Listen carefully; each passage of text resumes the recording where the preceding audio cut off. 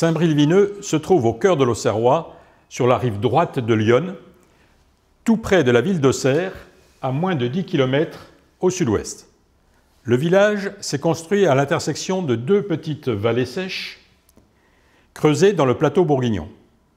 Les vignes couvrent non seulement les versants qu'elles partagent par endroits avec d'autres cultures, comme celle des cerisiers, mais gagnent également les dessus et les revers de coteaux. Les parcelles de l'appellation Saint-Brie sont plantées de préférence sur les versants dont l'exposition va du nord-est à l'ouest. Cette caractéristique bien particulière est liée au cépage utilisé, le sauvignon, qui s'adapte parfaitement à ces conditions plus fraîches. Pour exprimer au mieux ses qualités organoleptiques, le sauvignon a besoin d'une maturation lente tout en conservant une belle acidité.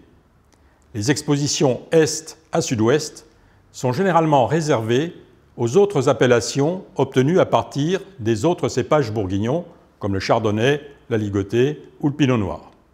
Le vignoble s'étage de 130 mètres à 280 mètres d'altitude. La partie la plus basse se trouve au pied des lieux-dits Côte de Tuby et la forêt à proximité de la vallée de l'Yonne, et la partie la plus haute à l'extrême est, au lieu-dit Haut de Grand Roche, à la limite du village de Saint-Cyr-les-Colons. D'un point de vue géologique, cette zone, tout comme sa voisine, celle d'Irancy, fait partie de la cuesta de la côte des Bars.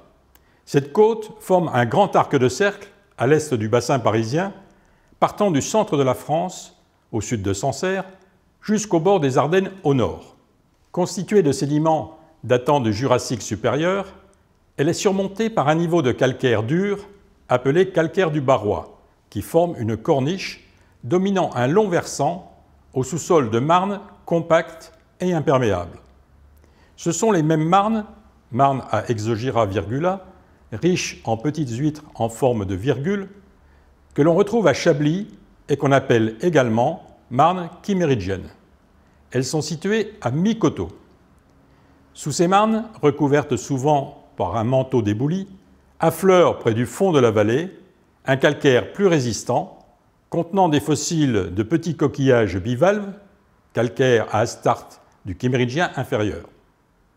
Au fond des vallées, de part et d'autre de la route de Champs, ici, et de la vallée qui mène à Chitry, se trouvent des alluvions composées d'argile, de sable et de grève calcaire.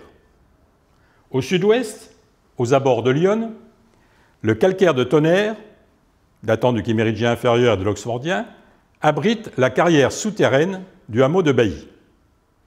Une des particularités du village de Saint-Brie, sur le plan géologique, est sa position entre deux lignes de failles. À l'ouest, la faille de Ken, qui part à l'ouest du hameau de Bailly, ici, et qui va en direction du village de Ken, donc orientée sud-sud-ouest, nord-nord-est.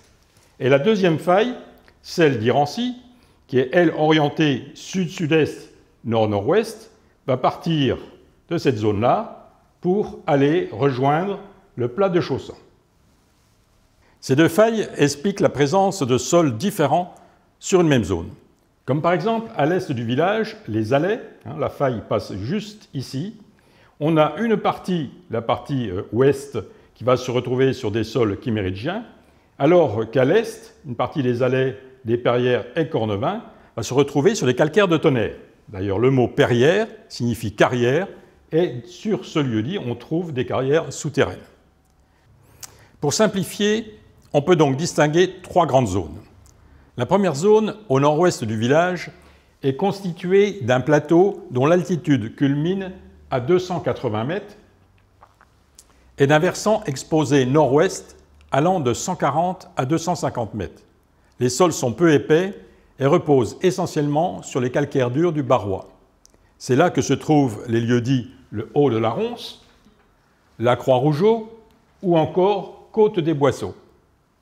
À cette première zone peut être attaché le vignoble se trouvant au nord du village, sur un versant exposé plein ouest, à une altitude variant de 180 à 270 mètres. Les sols sont également sur les mêmes calcaires. Par exemple, les lieux-dits les Vaux de Villers ou le Haut de Chausson. La deuxième s'étend à l'est du village. La plus grande partie du vignoble repose sur des marnes chiméridgiennes, à l'exception d'une étroite bande allant des Allais au bas du coteau de Cornevin. Cette bande est implantée sur des calcaires à astarte de l'Oxfordien, appelé encore calcaire de tonnerre.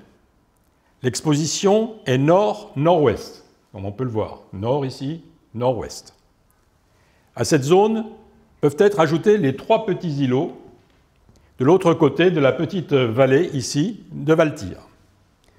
Les vignes sont orientées d'ouest, ici, à nord-ouest, Mont-Lépine ou les Ligroins.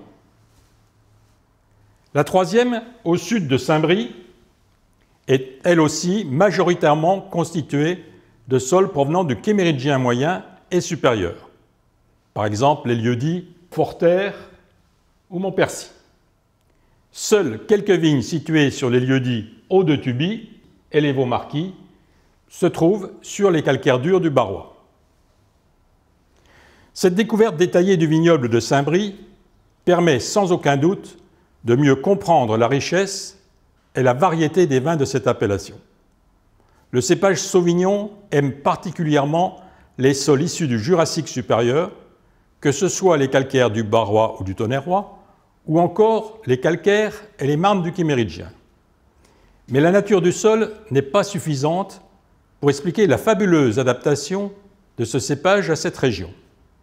Comme nous l'avons déjà évoqué, le sauvignon se plaît dans les secteurs les plus frais, bénéficiant généralement d'une exposition variant de nord-est à nord-ouest.